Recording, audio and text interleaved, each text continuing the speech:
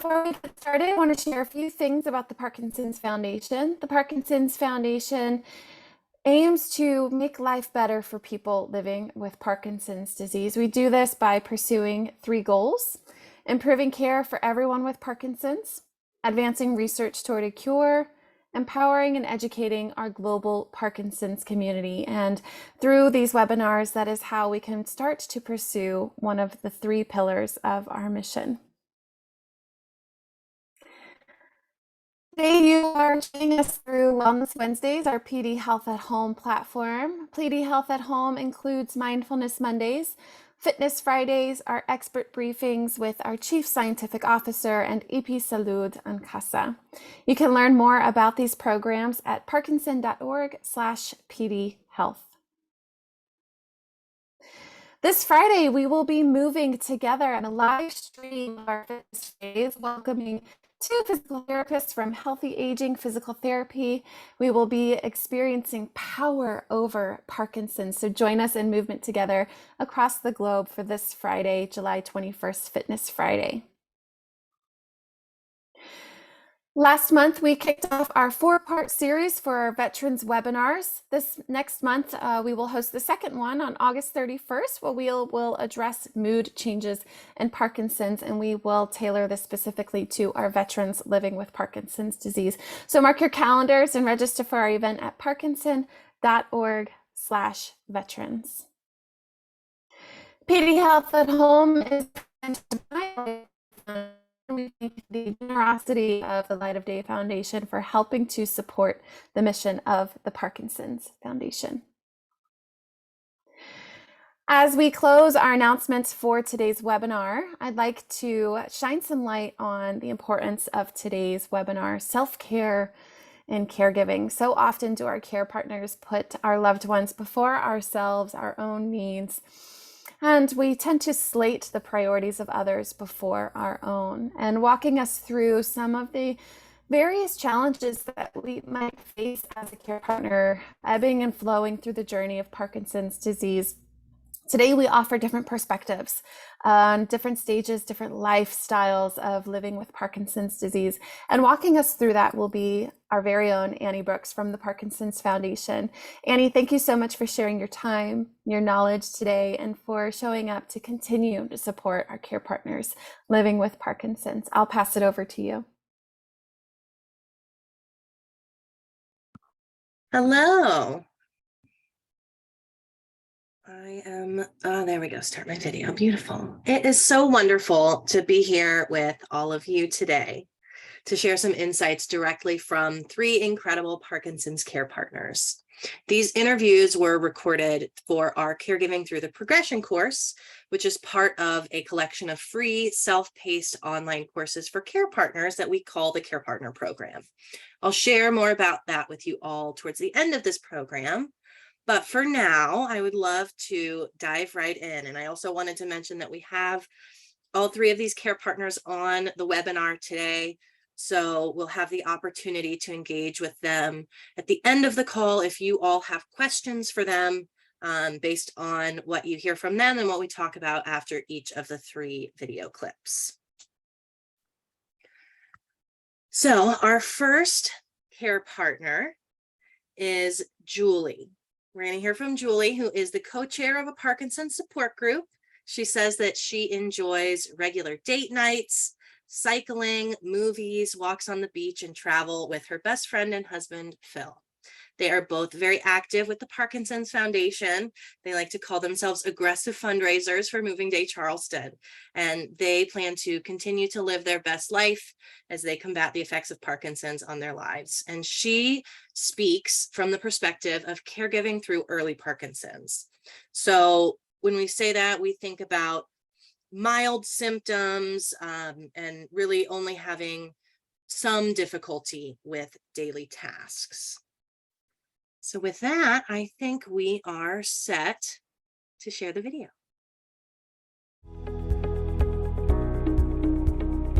My best avenue to just purge is a journal. Okay? You don't have to package anything. You sit down. If you want to write a date, you write the date.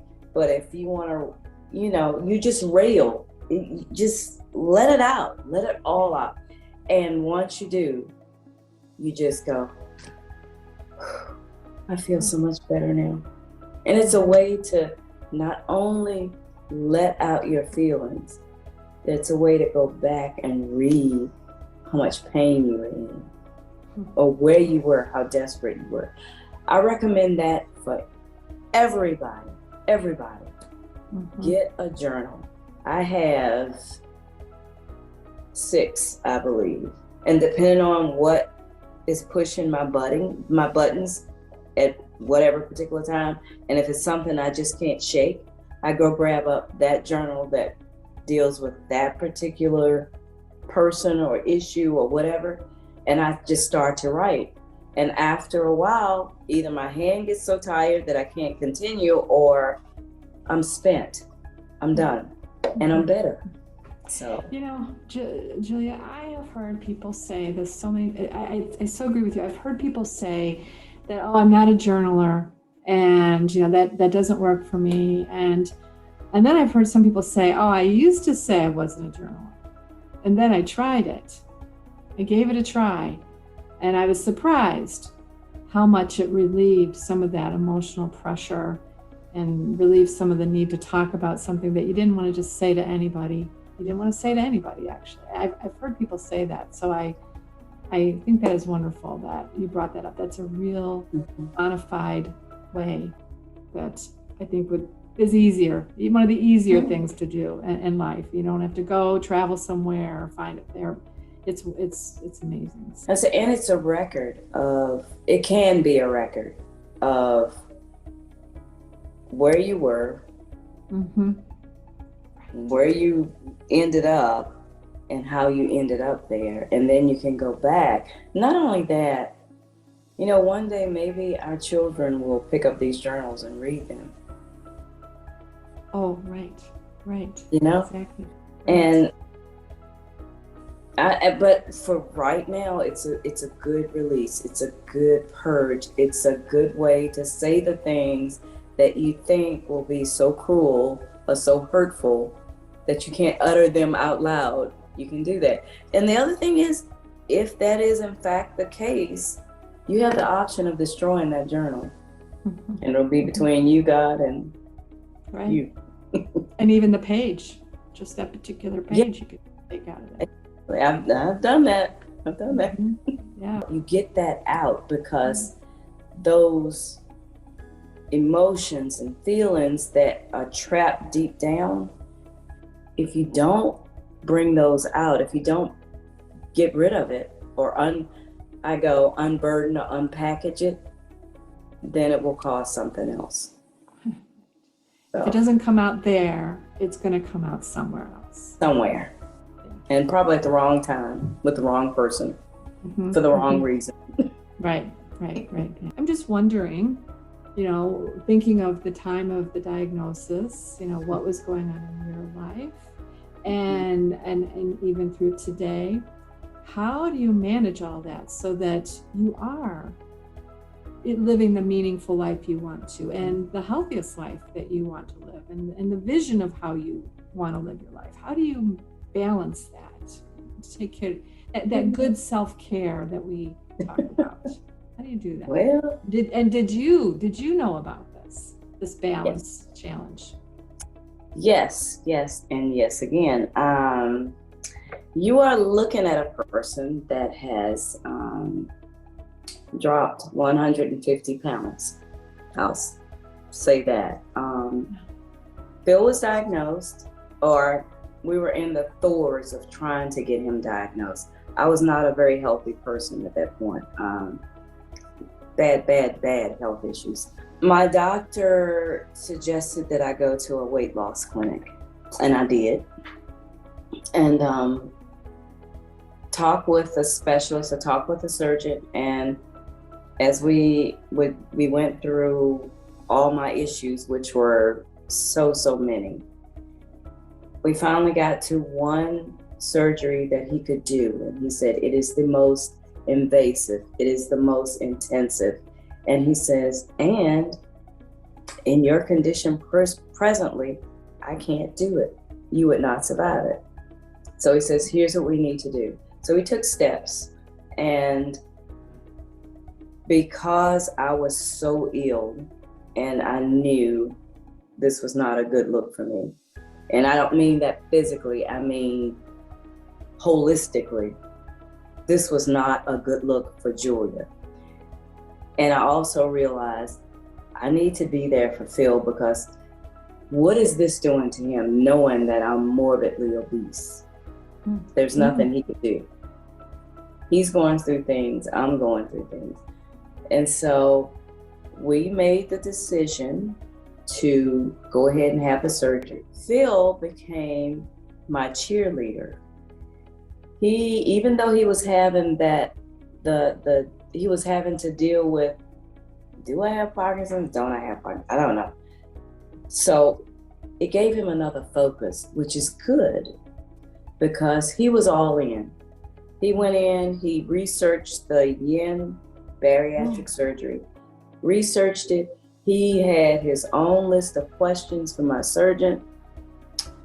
He wanted to know the downside. What is the worst downside? Which I could become hypoglycemic. I think that's the worst. Yes, that was the worst thing. And he says, how do we, again, we're into these proactive steps. Manage before you hit the problem. How do we counteract it? How do we deal with this? And so the doctor had, he gave us all kinds of suggestions. And then he said, I've never had a couple like you guys before. He says, you're 100% invested, just like this is happening to you. And Phil said, it is. This is my life mate. It is happening to me. So, we go through that. We go through the surgery. I had my surgery 2016. And it was rough. Phil,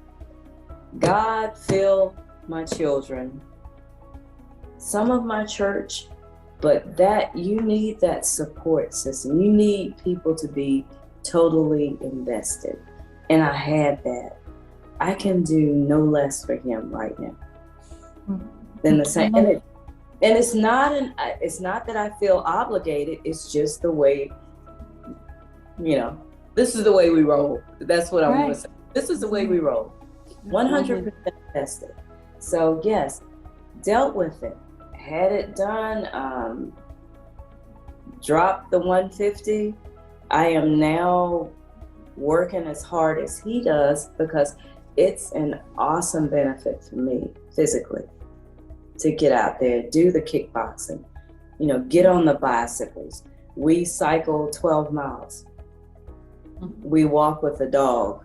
We have the dog to force us, to not be couch potatoes and focus on something that the two of us can love together and take care of. Well, that's what I'm hearing. The theme is we, Phil and I, we together. That's the theme I'm hearing. And sometimes care partners can struggle with just focusing on one of the person with Parkinson's, and the care partner sometimes feels sort of a distancing, because they still want their life partner engaged in their health problems too. And so you've achieved that, and that you are partners in each other's. You're rooting each other on, and you're involved in each other's decisions. So I love that theme of the we in your relationship with your health.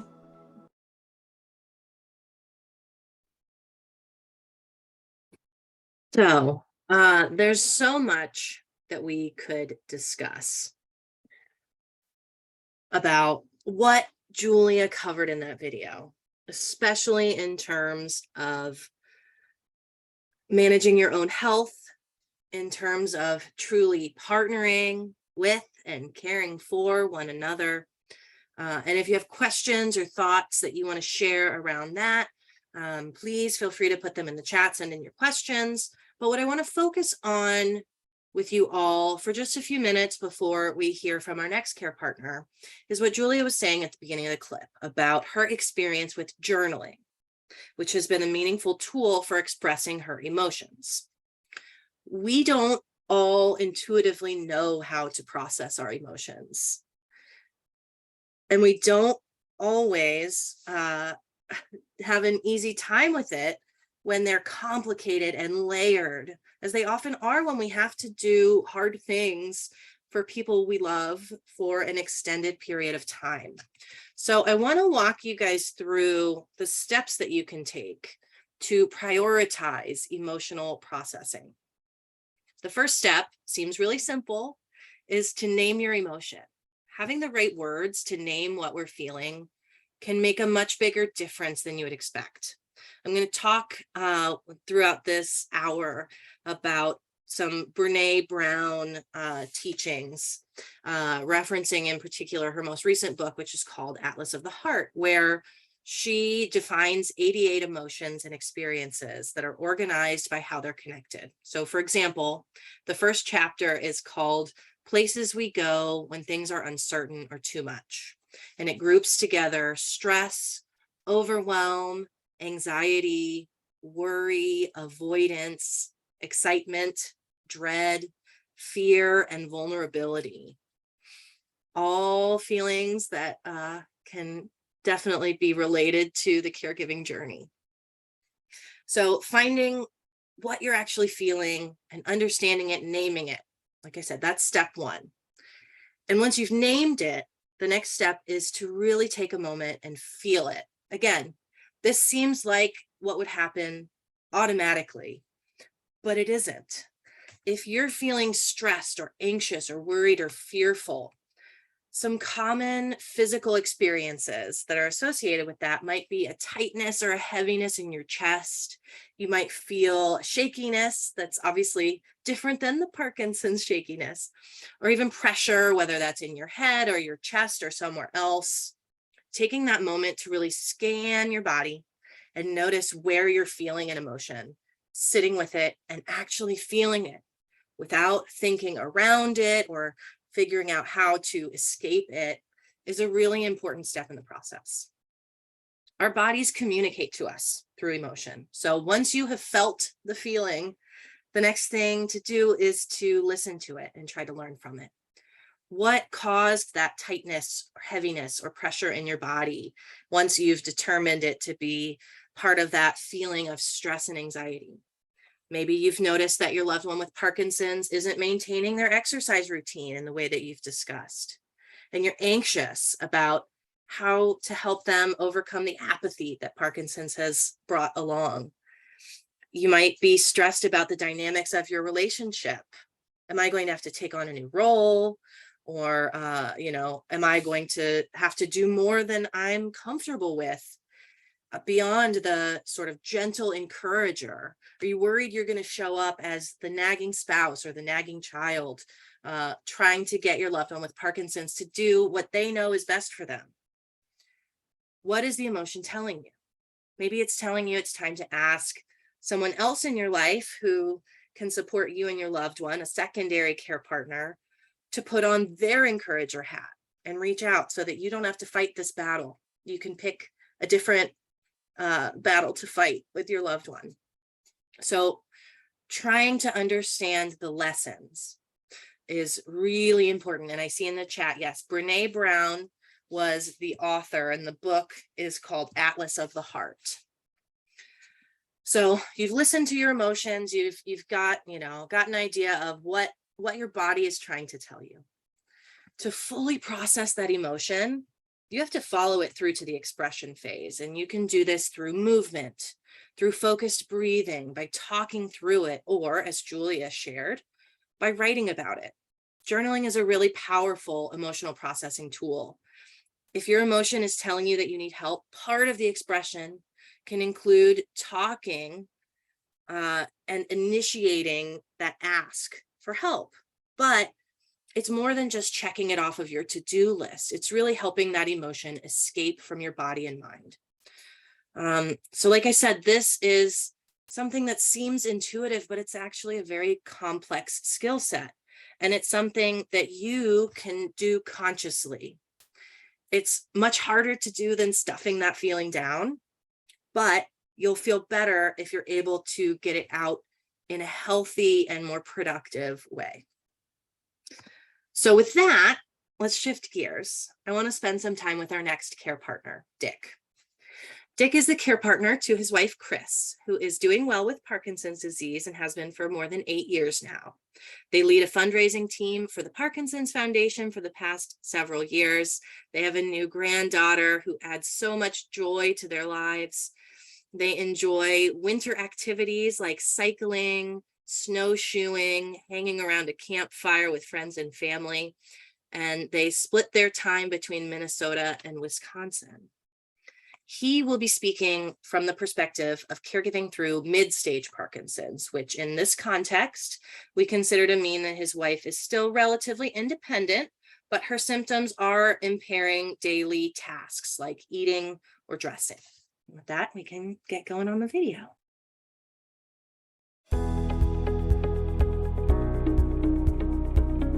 How do you feel you do with asking for help? Oh, that is a challenge. And that's just, I've always prided, and so does Chris, ourselves on being, independent and kind of self-starters, if you will, in the world. And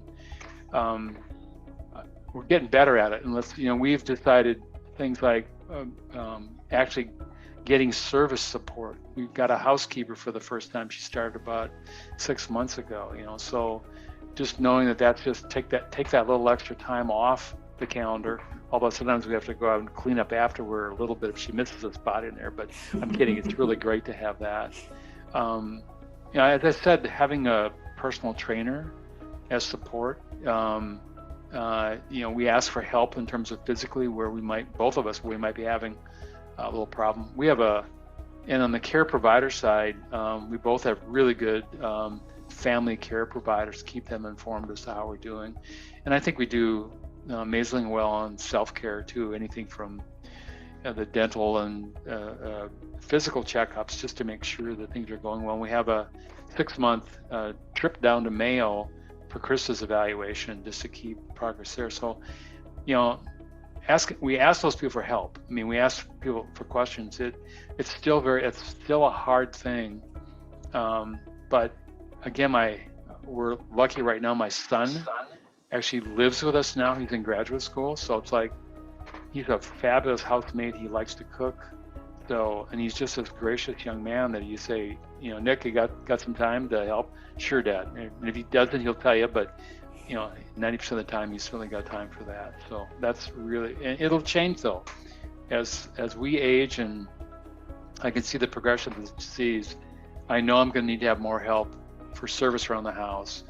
Whether it's washing the windows or cleaning the house or even my cabin work. I manage 53 acres of woodlands and trails, and I've done that all pretty much by myself and by hand.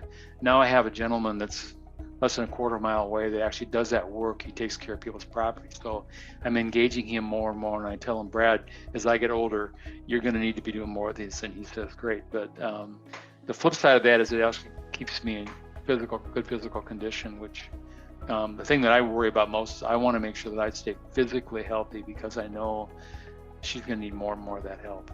The other help thing we're looking at right now is a companion dog, so that Chris is someone there that can maybe do some of the little things.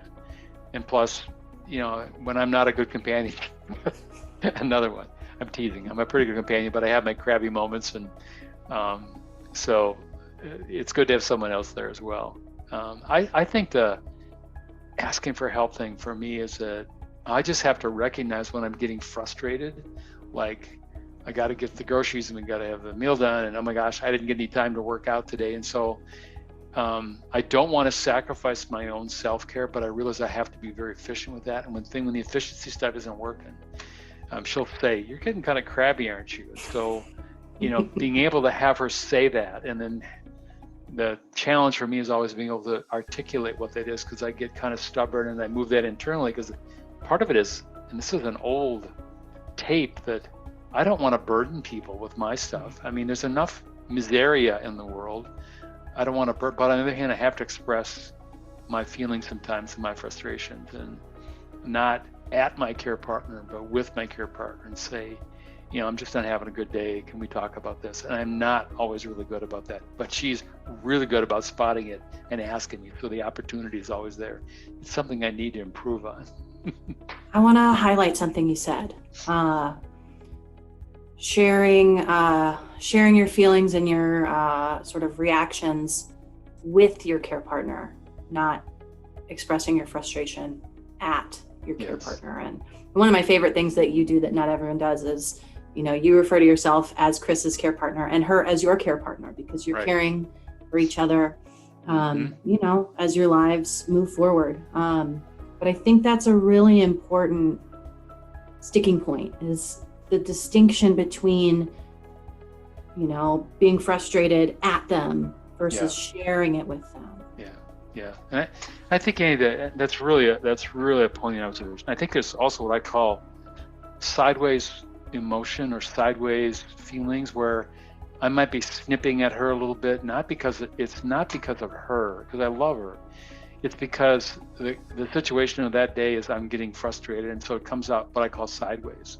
And you always have to notice when things are coming out sideways, particularly for guys, and say, okay, I'm time out here. I'm sensing you're feeling something here, and you're just kind of snipping a little bit. You know, tell me about that. So sideways frustration, I think, is something that we all have to recognize as care partners, and allow our care partner with us to comment on, and then be honest about what's going on there. It seems like you guys really face the hard stuff head on.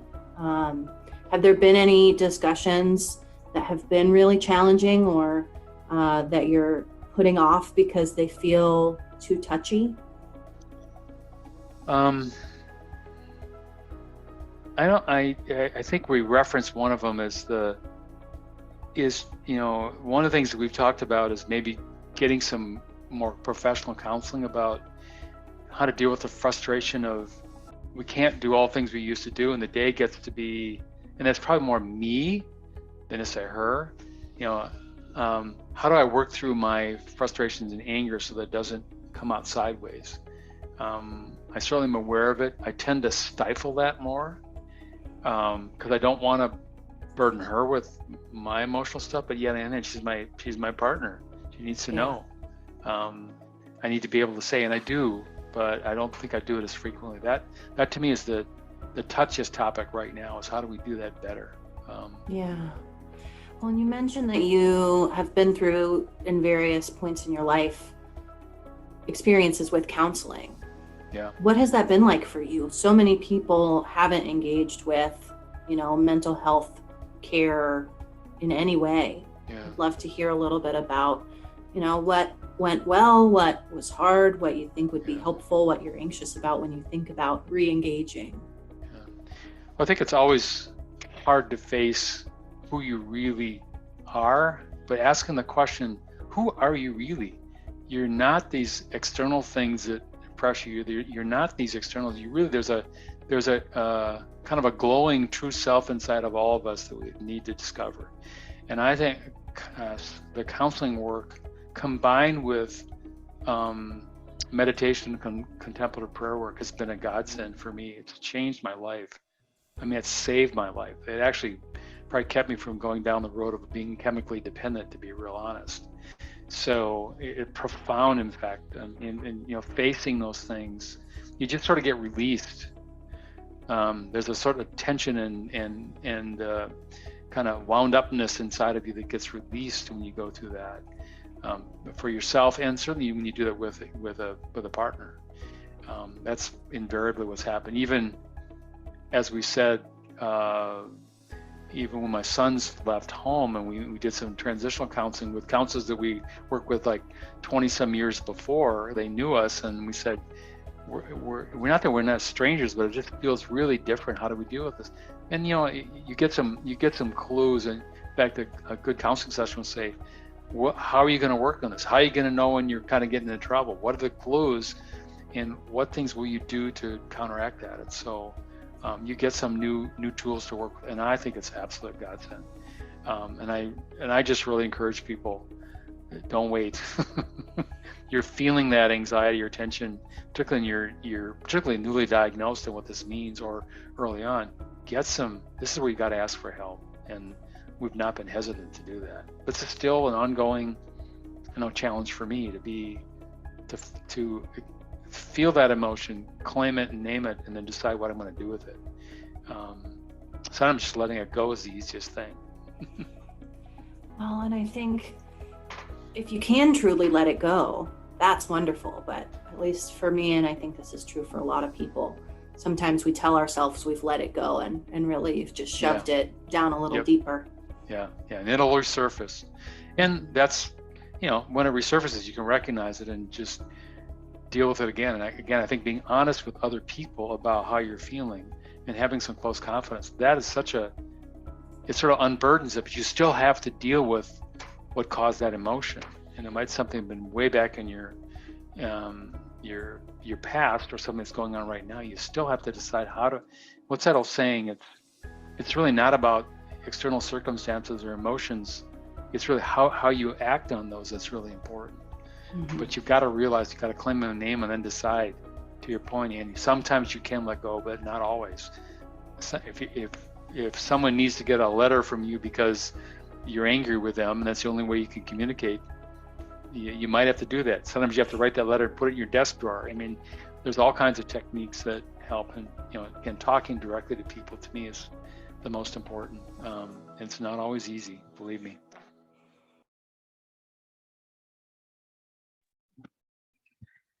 Again, there is so much wisdom in what these care partners have to say. I love what Dick shares about managing his feelings and asking for help, accessing mental health resources.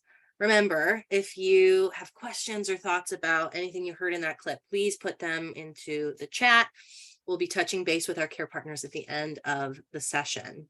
But what I want to focus with for just a few minutes is this idea of the sideways expressions of emotion, and what to do and how you handle it when this happens. So let's bring it back to this idea of groupings of feelings, as Brene Brown did for us. And the grouping I want to talk about now is places we go when we fall short. So this grouping includes guilt and shame, humiliation, embarrassment, perfectionism, lots of warm fuzzies here, but it also includes self-compassion, which is, I hope, where you'll be able to land, and it's where we'll wrap up before we hear from our final care partner. Perfectionism tells us that our mistakes and failures are personal defects. So we barely recover every time we inevitably fall short. For so many care partners that I've spoken to over the years, I don't think they hear in what they're saying that they're aiming for perfection. But I think it is part of what they struggle with. They want to provide the right amount of support to their loved one, giving them the support that they need, but not too much, not getting ahead of the disease, sort of balancing that tightrope just right. And they expect themselves not to get short and frustrated with their loved one, not to snap when things are too much, and to always know what to do. And these are just impossible expectations for any of us.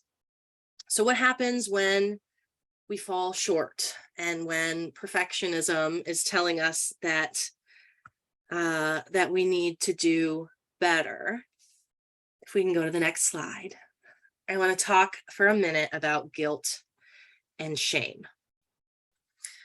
Because where perfectionism exists, shame is always lurking. And I want to just sort of give a little distinction between shame and guilt for you all, because I think this is, again, that importance of putting the right word to what you're feeling. With guilt, you're focused on, I've done something wrong, and there's something I can do to set it right. Maybe I apologize. Maybe I change my behavior. Whereas shame is, I did something wrong and I am bad for doing that something that is wrong. And that's where it ties in to perfectionism. And I think in caregiving, I think a lot of care partners find themselves thinking or feeling like, I am a bad care partner because I did this, or I am not good enough because I can't do that. And that really is shame rather than guilt. And so I want to talk to you all about how you can move through shame if that's something that you experience at any point along your caregiving journey. So if we go to the next slide, this is another example of an emotional processing tool. And this is a tool from Brene Brown that she labels as the shame resilience theory. So if you're not familiar with the concept of resilience, you can think of this as a person's ability to bounce back and recover when something hard happens. So again, we're tasked with identifying what we're feeling and why we're feeling it. So let's do an example through this. You're angry and you've yelled at your care partner after they fell because they tried to walk to the bathroom from the kitchen without their walker, which you've discussed at length. You're on the same page. They need to use their walker. And yet, here we are. You've yelled at them and your anger turns to shame. But what triggered that shame? Remember, guilt says, I've done something bad, but offers the opportunity to set things right. While shame says, I've done something bad, so I'm bad. Maybe you're feeling shame because you know that your loved one probably forgot about the walker. Parkinson's brings cognitive changes. They may not have been trying to do something that they know they shouldn't. Or maybe you're remembering that their impulse control hasn't been so great lately and maybe contributed to a bad decision. Either way, you've yelled at someone you love and you've done it because their disease may have impacted a bad decision and you are just beating yourself up about it. So what led you to that shame? Or as I like to ask myself, what are you feeling beneath the shame?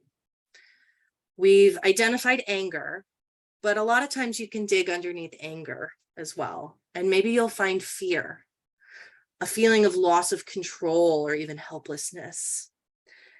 You've worked with your loved one. You've gotten them a walker. You've made a plan together.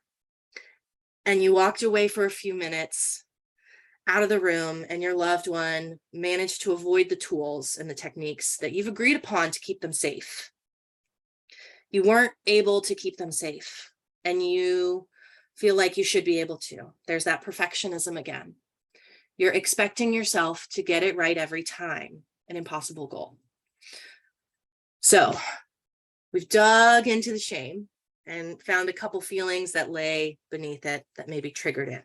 So next you can connect with it. So often it's easier to show grace and empathy towards someone else than it is to ourselves, even if they're going through the same thing that we are beating ourselves up about.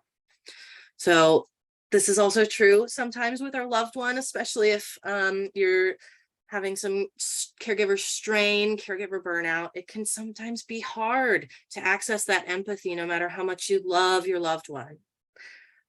One thing that I have on repeat in my head as the parent of a 6-year-old is he's not giving me a hard time. He's having a hard time. And through connections with other care partners, other people in your lives who are going through some of these same things that you go through, can help you access that same sentiment for yourself. I'm not doing something bad. I'm not a bad person. I am struggling. And also extending that to your loved one. And then to really put shame in its place. You can share your story and own it. Encourage others in situations like yours about how you found your way through shame and into a place of self-compassion. So that is shame resilience theory. And I think, it's important to keep in mind that there are no bad emotions, but shame is a really challenging one. And it's one that can really make it hard to move forward in a positive way. And so I think thinking about identifying it, working through it, and finding that empathy for yourself, for self-compassion, can really make a big difference. Okay, finally, let's hear from our last care partner. Edna is the care partner to her husband, Mark, who has had Parkinson's for over 20 years. When he was diagnosed, they had a toddler and 2 school-age children. So managing Parkinson's has always been a family affair.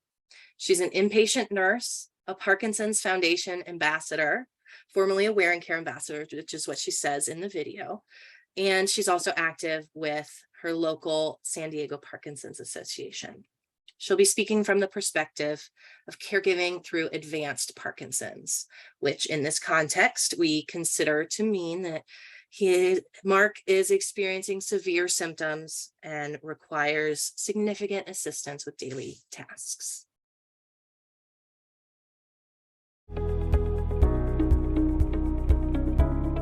And so that's why last year I decided I had to do something, because I was only 38 years old when he was diagnosed. I will be 60 this year. And I really love, I don't have me anymore, and somebody asked me, hey, Edna, what's in your bucket list? What bucket list? Bucket list is, there's a bucket list for Mark and Edna, there's a bucket list for Mark, Edna, and the kids. I didn't even realize I can have a bucket list. And so that got me thinking last year, and I was like, okay, I keep on talking about self-care to my support group, blah, blah, I'm gonna put this into action. And so I decided I'm gonna make 2021 Edna's year, and Edna's year is going to have a theme. So it's going to be called Finding Edna. And they said, oh, you wanna take back. I said, no, I don't wanna be 38 years old. I don't even know what that's like. I'm like 59, this is last year. So Finding Edna, because I really don't know who I am, what I want, where am I gonna go? So I took that bucket list, and I started putting things in it. And for the first time, I sat down and I was like, what is it that I want? Do you know how difficult that is? That was very difficult, because it just shows that you haven't been thinking about yourself for years. But suddenly you have to actually sit down and think about what you want. And I did not know what I want.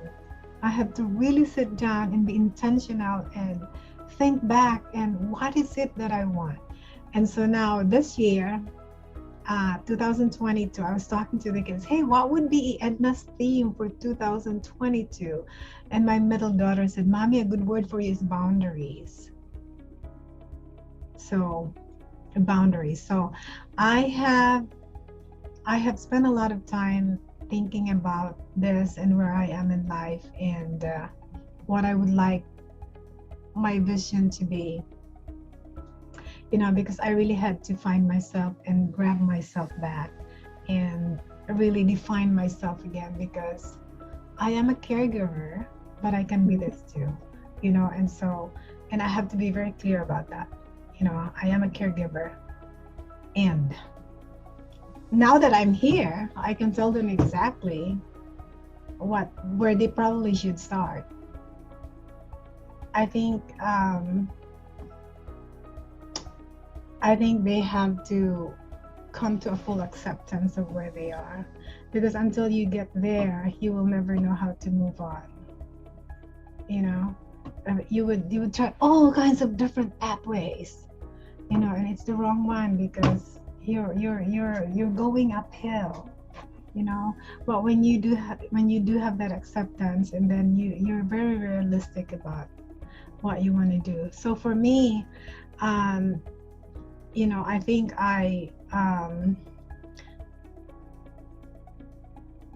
another blessing, if I have to say what other blessings there are, is that this whole journey showed me that I am a very strong person. I would not have known that.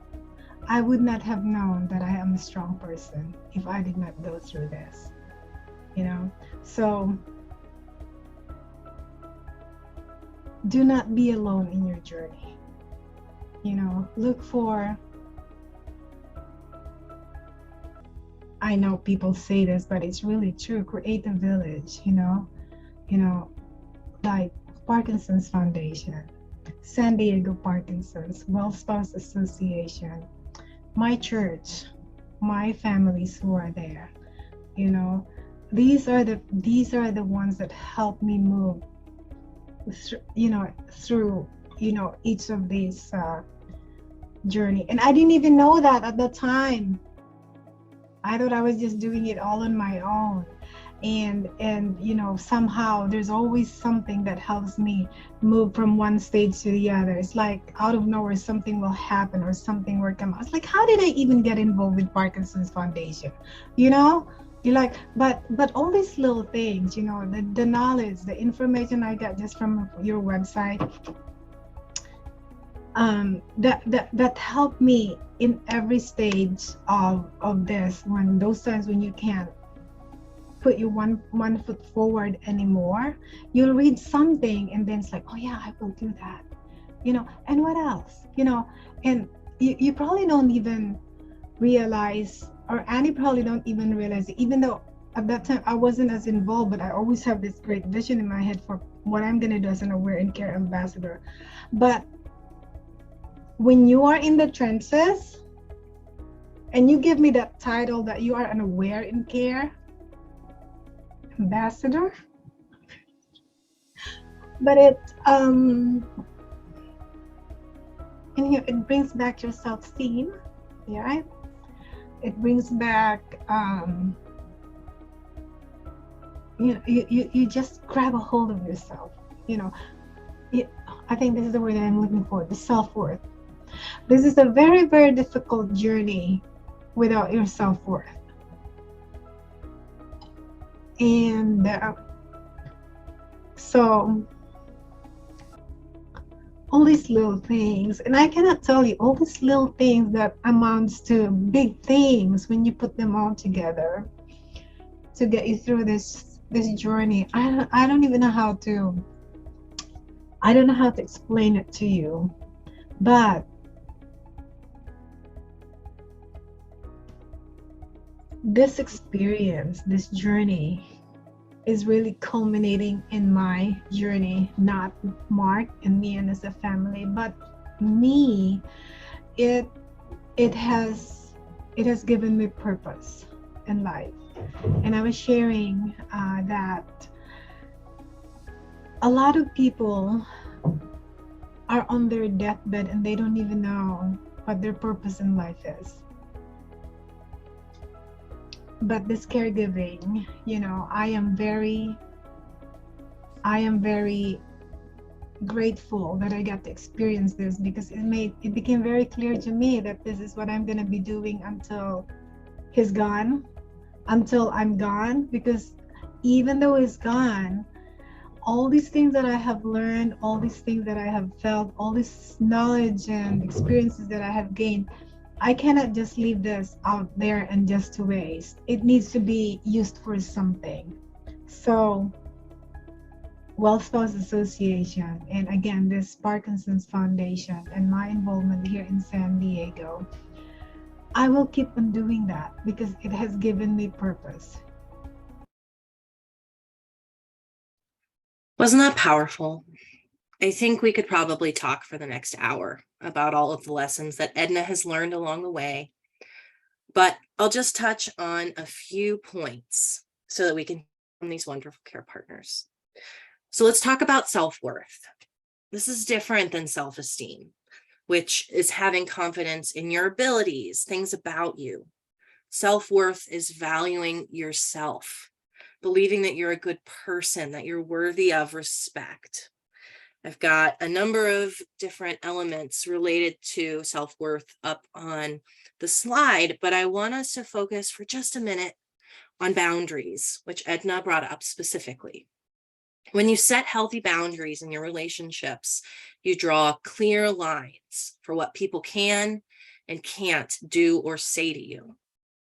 And on the next slide, I've got this really lovely quote that boundaries are the distance at which I can love you and me simultaneously. So what can it look like setting a boundary with your loved one with Parkinson's?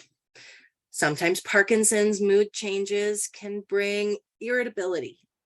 And then you sprinkle in some cognitive issues, that lack of impulse control, and you may find yourself interacting with your loved one in ways that don't feel so good. Let's imagine your loved one has made a habit of being harsher with you than you're comfortable.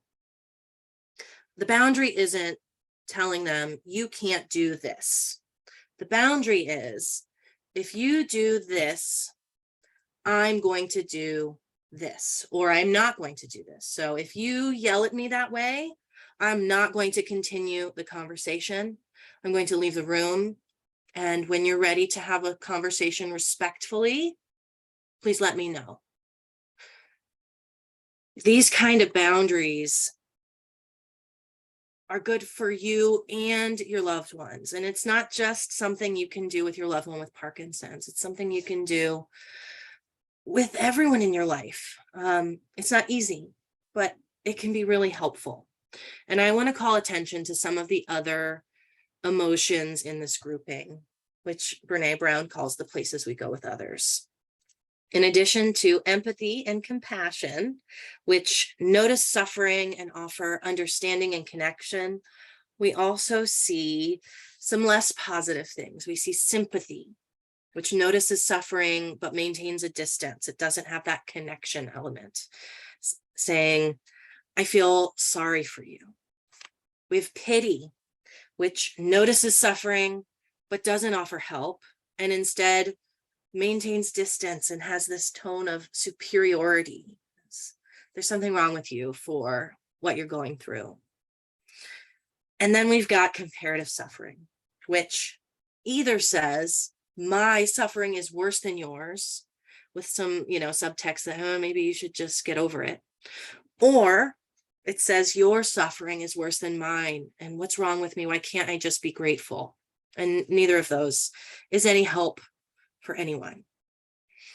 So self-worth and boundaries and compassion and all of these various versions of noticing your suffering and noticing any suffering of those around you are also interconnected. And it's something I think most care partners have to address at some point along their caregiving path. So with that, I want to wrap up. I'll mention, we've got on the next slide the link for the Care Partner Program, where you can access this course that these clips are from. You'll hear more from Edna and Dick and Julia about their experiences with caregiving. And there are other free courses as well. But let's hear from our wonderful care partners. Thank you so much, Annie. If Dick and Julia and Edna, if you would please join us. Hi, Dick. Welcome. Hello, everyone. Hello. Hi. Thank you for sharing your perspectives today. It's really, really nice. Edna, I just sent you a prompt to unmute if you would join us. I am pleased to be in the company of these panelists. It's just an amazing experience for all of us, particularly the different stages we're all in. Yes. So I have a question for each of you. Edna, to start with you, we got a question from one of our participants. They share that their spouse rejects the reality of their progression and they refuse to use their walker. How can I support them to accept that their needs have changed? Yeah, I think that is a very, very common thing about our loved ones that they are, and they go through this long period of denial. And you just have to do all kinds of ways, and how it makes you can say, will you do it for me? Or, here, you hold one side and I'll hold one side. I have to do all those things, and I have to make it fun. And eventually they will realize that they need it. But I agree with you. It's a change in self-image. They don't want to be seen walking, that they need this device for them. So it's an altered self-image issue for them. And of course the denial part, but you just have to make it fun. You just have to keep on talking about safety, and you know Yeah. Thank you, Edna. I love that you brought light to making it fun, almost kind of a game, right? This idea of being more playful and less rigid. So thank you for sharing that. Julia, I have a question for you. Okay. Our viewer says that I'm great. I am great at supporting the needs of others, but not my own. How can I better advocate for what I need? Well, the first thing is to recognize it. And it sounds like that person is. Recognize it. And for me, I have to find out what I like. What is it that I can sustain? And for that person, answer that question. What is it you want to do? What is it you can sustain? And then do it. And I also want to add in that laughter is key. You need to be able to laugh at everything. And if you can, it lifts. There's a liberating, I don't know, a liberating aura if you can start to laugh at things. Well, didn't do so good that time, did I? And just laugh it off. That's not devaluing it. It's just making it lighter and acceptable. And so you can move forward. I hope that helped. I hope that answer helped. Thanks, Julia. I love the idea of really thinking about your capacity. You mentioned the word sustainability. What can I do that is sustainable right now in this moment? So sure, wine night with the girlfriends would be fun. Is that sustainable for my life right now? Yoga every single night would be great for, my body and my mind. Can I really commit to that? So I really appreciate you bringing light to sustainability. Thank you. Dick, I have a question. It was more hypothetical from one of our viewers, but they brought light to something that I feel our care partners, even if we aren't care partners, sometimes we feel guilty doing things that make us feel good, right? So one of the questions was, what about feeling shame after doing something is right for you? So Annie brought light to boundaries, and Edna's goal, for this year was to set more boundaries for themselves. So that often means saying no to people when we're like, yes, I can do that dinner party. Yes, I can take you to this exercise class. Sure, I'll go to that support group with you. So can you speak about feeling shame and doing what's right for you? Well, I think the basic premise for me is I have to take, and I said it in the video, I really want to take good care of myself because I know more and more we are going to need that. And particularly she's going to need that. So maybe it's a justification, but there are times when I may go off and do something, go for a bike ride or something by myself, because right now she can't do a lot of that. And I sometimes get a little bit of that, maybe it's more guilt, but it's a bit of, oh gosh, I just did that for myself, But I think you've got to go back to the fact that we care partners have to stay in, be as present and as capable as we can, because there's a continuing dependency on that. And I mean that in a good codependency. And Chris, honestly, Chris is really good about this. I mean, this thing came up, there's a concert my relatives want to go to on Sunday, and actually it's a movie Oppenheimer, and they know that she didn't want to go because her energy level by the end of the day is not great. So they invited me in. So my sister-in-law said, "Great, I'll spend time with Chris." And so I have no, she accepts that, which is, I am really fortunate. She accepts that a lot. But my own shame does come up once in a while, like particularly when I can't. I mean, I try to get a workout in 5 or 6 days a week. Some days when there's just so much going on, that days in that I haven't done it. I feel it's a combination of guilt and shame. Like I really didn't take good care of myself, and but I don't try to beat myself up about it. It's like, okay, well, tomorrow's another day. So yeah, I'm blessed to have a partner that is pretty accepting about a lot of that. So there's a little less shame about that. She knows I need to do that. Besides, she says, "You go outside and go do something because you're getting kind of crabby. Get out of here." It makes it easier. Thanks for sharing that, Dick. I really appreciate the way that you articulate your needs. And it's a really good model for what we can all kind of strive to do, is to learn these communication skills for ourselves and for others. Thank you for sharing your story. We are past time, so we're going to close here in a second, but I want to ask our moderator and facilitator today, Annie, if you have any, final words or pearls or gems that you might want to leave our attendees with today.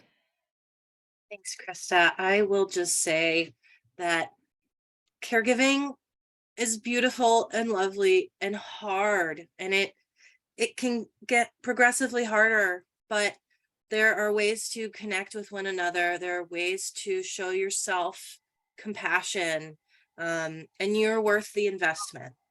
So I'll just leave it at that and say again, thank you so much for letting me join you and bring 3 wonderful care partners along to show how they have really been able to prioritize themselves while they prioritize their loved one. Thank you, Annie. Thank you, Julia, Richard, and Edna, for joining us today and showing that we can provide ourselves with the care and love and affection that we deserve as much as the ones in our lives do as well. So thank you all for joining us today. A big thank you for each of you who showed up to learn more about self-care and caregiving. A follow-up email will be sent with a survey to provide feedback on today's program, along with multiple and additional resources with a recording to today's session. A question that was unable to be answered, please reach out to our helpline at 1-800-4PD-INFO. You can email us at helpline@parkinson.org, or you can continue to browse our comprehensive and very thorough content on parkinson.org. We have many more care partner programs coming up, so stick around, and we'll send, again, that email to you all with additional resources to engage with. I'll see you again sometime on Zoomland. Be well, be happy, and be at peace. Until next time, bye-bye.